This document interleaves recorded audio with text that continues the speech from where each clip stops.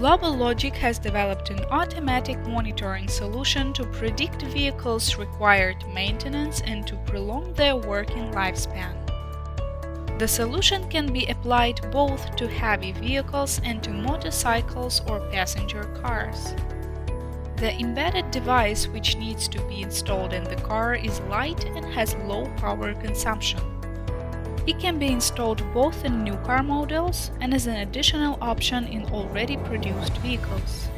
The embedded device analyzes sounds and noises as external and internal data from CAN and other buses. According to the received data, the system predicts potential malfunctions and schedules visiting an auto service. Thus, there is no need to attend auto service after a defined period of time or amount of kilometers because the intelligent device will determine which kind of work and when to carry out with the car.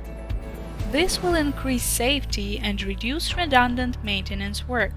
Besides, driving modes, road segments, etc.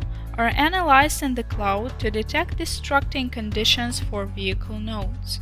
Gathered data can be used for the analysis of insurance cases in terms of warranty handling.